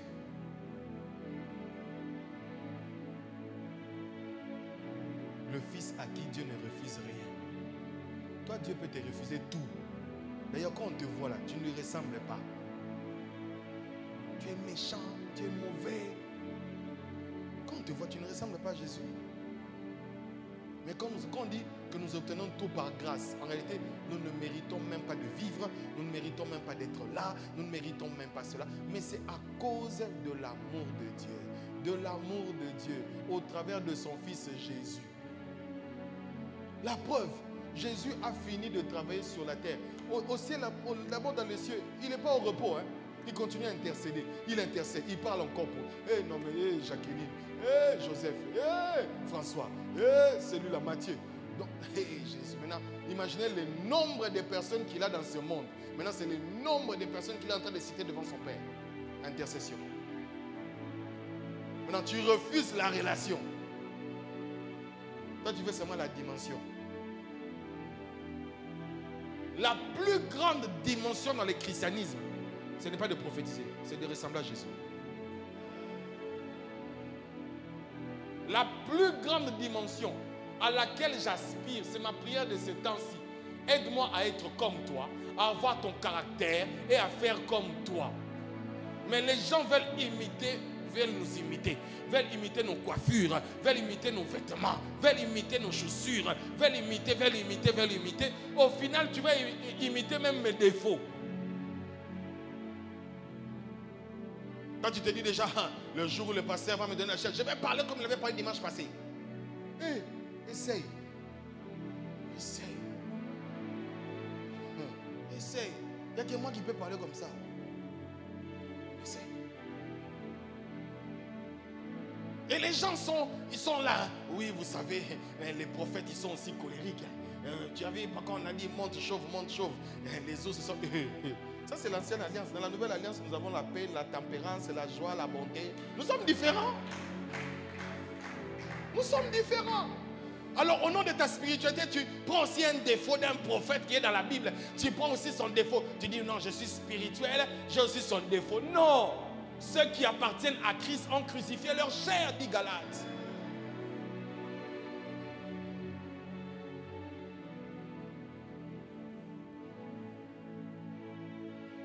Dieu est un Père responsable. Il est celui qui guérit.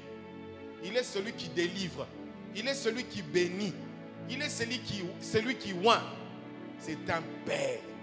Et c'est ton Père.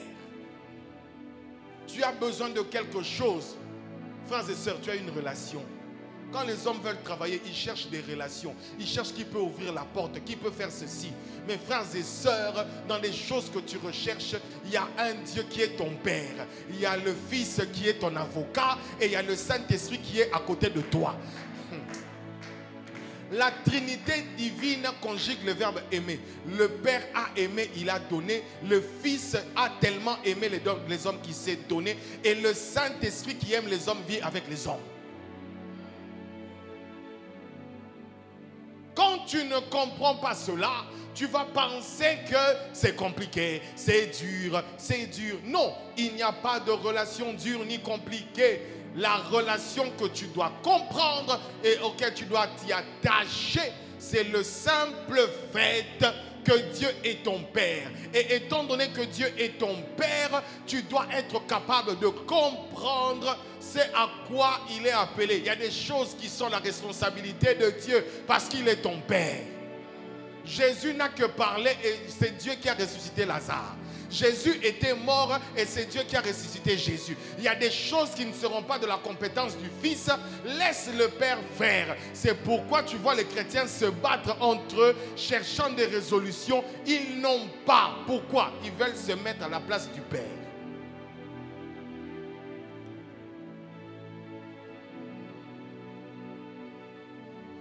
Jésus dit, pour finir, ce jour-là, vous ne m'interrogerez plus sur rien. Jean 16, 23, 24.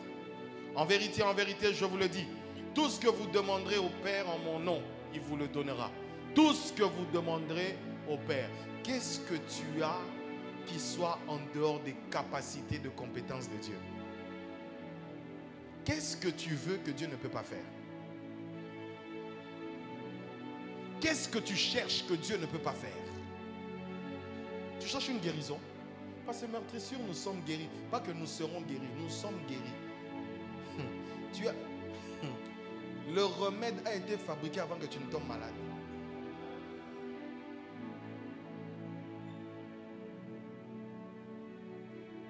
Alléluia. Approchons-nous devant Dieu dans cette relation en mettant Jésus devant.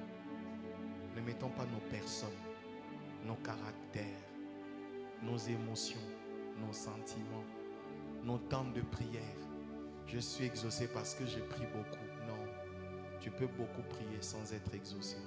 Nous sommes exaucés en Jésus. Je répète, nous sommes exaucés en Jésus.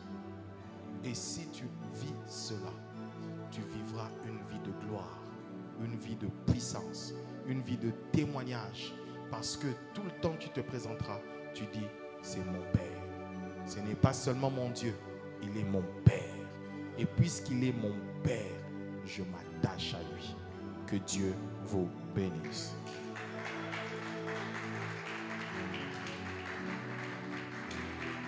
Gloire à Dieu. On est debout, on va prier pendant 5 minutes.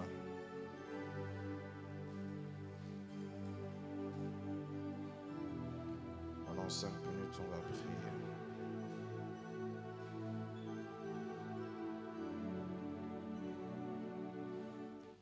Qu'est-ce que tu veux? Qu'est-ce que tu veux? Bâtir une relation avec Dieu se fait parce qu'il est papa, il est le Père. Il est le Père. Demande-lui, papa, je veux telle chose. Papa, je veux telle chose. Commence à lui demander. Prions au nom de Jésus. Prions. L'occasion te donner de demander. Demande à Dieu, à ton Père. Qu'est-ce que tu veux? Qu'est-ce que tu veux? Qu'est-ce que tu veux? Tu peux lui demander de te sortir d'un péché. Tu peux lui demander de te délivrer de toute faiblesse spirituelle. Tu peux lui demander de t'affranchir. Qu'est-ce que tu veux? Qu'est-ce que tu veux? C'est ton papa. Approche-toi devant lui comme si tu t'approchais de ton papa. De ton papa.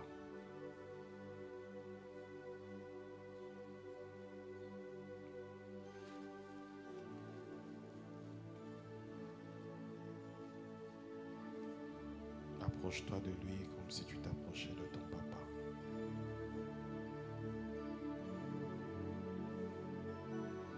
Papa.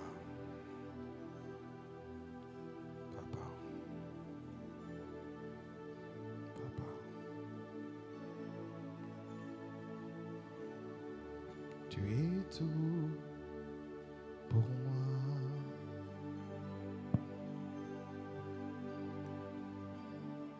Sans toi, je ne peux vivre. Tu es tout pour moi.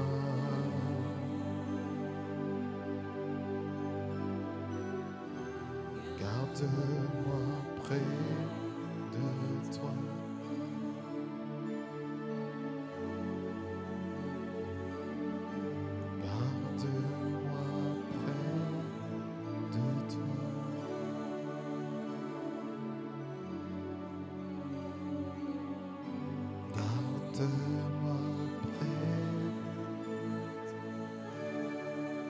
Demande à Jésus que vous puissiez restaurer votre relation. Demande à Jésus que tu puisses le connaître. Tu peux connaître le pasteur sans connaître Jésus. Par le Saint-Esprit qui t'aide à le connaître. Donne-moi de te connaître. Donne à mes fils et filles de te connaître. Garde-moi plus près de toi, Seigneur.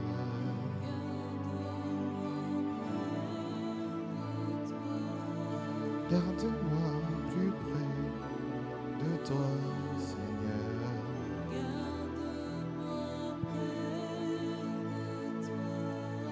Garde-moi plus près de toi, Seigneur.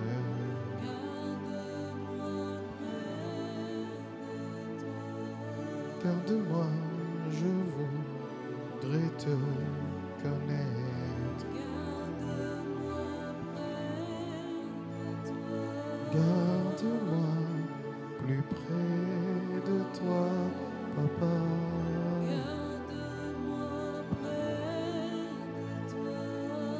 Garde-moi dans ta présence, Jésus.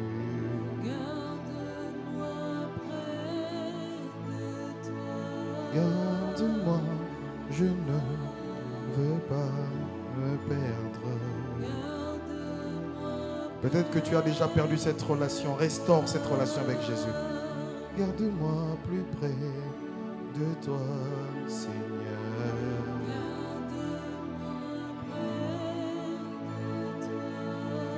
Garde-moi plus près de toi, Jésus. Je veux te connaître. Je veux te connaître intimement. Je veux te connaître intimement. Donne-moi de m'attacher à toi, Jésus. Pardonne-nous toutes les fois où nous t'avons oublié pour nous attacher à des esprits séducteurs. Pardonne-nous toutefois nous nous sommes détachés de toi pour nous attacher à nos convictions. Pardonne-nous toutes les fois où nous nous sommes détachés pour nous attacher à tout ce qui est éphémère. Pardonne-nous, Seigneur, toutes les fois nous avons voulu ressembler aux hommes. Mais donne-nous, Seigneur, de te ressembler, d'être comme toi. Donne-nous d'être comme toi. Je ne voudrais pas ressembler à un homme. Je voudrais peut-être l'imiter.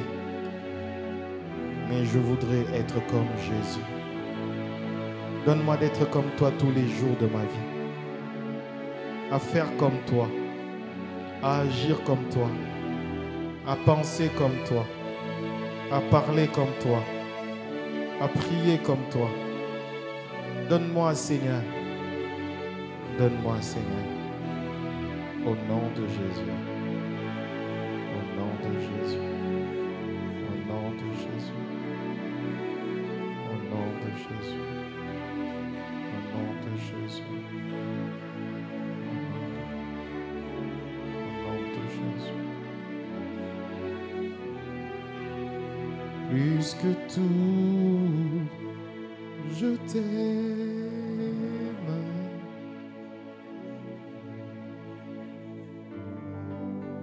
Plus que tout, je t'aime.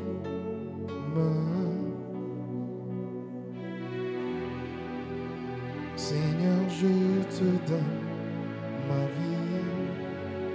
Dis-lui encore ce matin, je te donne ma vie. Seigneur, je te donne ma vie. Seigneur, je te donne. Seigneur, je te donne ma vie. Je te la donne encore à nouveau ce matin. Seigneur, Seigneur, je te donne ma vie, ma vie, ma vie. Seigneur, je te donne ma vie. Oh Seigneur, Seigneur, je te donne ma vie, ma vie. Seigneur, je te donne ma vie. Oh, ma vie, Seigneur. Seigneur, je te donne ma vie. Je te donne ma vie, Jésus. Je te donne ma vie, Jésus. Prends nos vies, Seigneur, qu'elles soient pour toi. Entre dans nos cœurs, règne-y comme Seigneur, Maître et Roi. Sois celui qui nous conduit. Sois celui qui marche avec nous. C'est cela notre prière ce matin. Nous voulons t'appartenir. Nous voulons t'appartenir vraiment. Nous voulons être à toi tous les jours de notre vie. Tous les jours de notre vie.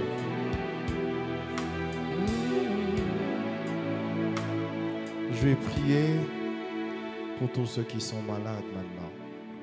Mets ta main là où tu es malade et si c'est une zone honteuse, mets ta main sur ta tête.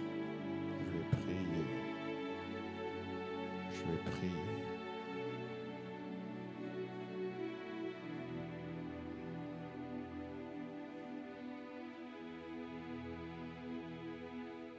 Je vais prier.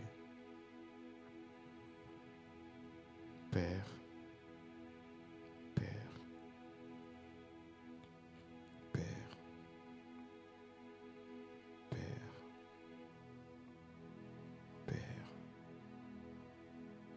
je viens devant toi.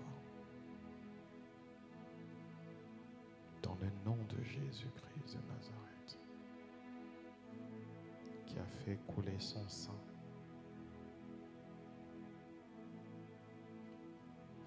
Et par ses meurtrissures, nous sommes guéris.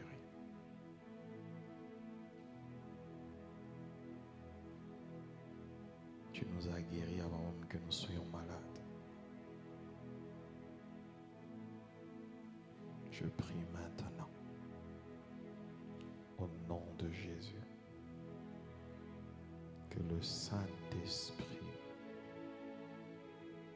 touche et guérisse ce matin les cœurs malades, les corps malades, les estomacs malades, les têtes malades, les yeux malades, les pieds malades, les dos malades, les reins malades, le sang infecté. Guéris ce matin, guéris ce matin, guéris ce matin, guéris ce matin, guéris ce matin, guéris ce matin, guéris ce matin. Que toute maladie quitte les corps. Allez dans les lieux arrêtés, je vous chasse. aller dans les lieux arides. Je vous chasse au nom de Jésus-Christ de Nazareth. Au nom de Jésus-Christ de Nazareth. Au nom de Jésus-Christ de Nazareth. Au nom de Jésus-Christ de Nazareth. Au nom de Jésus-Christ de Nazareth. Sois guéri. Sois guéri, sois guéri, sois en bonne santé, sois guéri, sois en bonne santé, sois guéri, sois en bonne santé, sois guéri, sois en bonne santé, sois en bonne santé maintenant, maintenant, maintenant.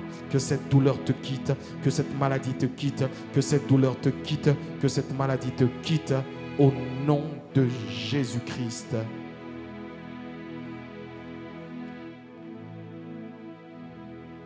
Père, souviens-toi de ceux qui s'approchent devant toi. Merci pour la guérison.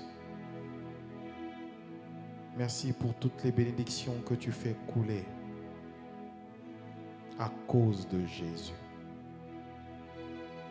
Que tous ceux qui te demandent, Seigneur, que tu leur accordes cette guérison, cette délivrance, cette bénédiction, cette restauration, ce changement, cette transformation au nom de Jésus-Christ de Nazareth.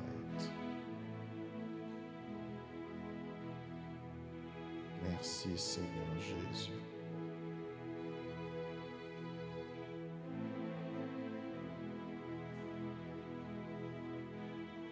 Merci Jésus.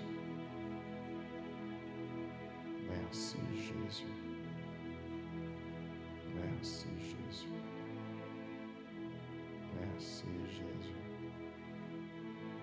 Merci Jésus. Merci Jésus. Te rendons grâce et nous t'acclamons ce matin.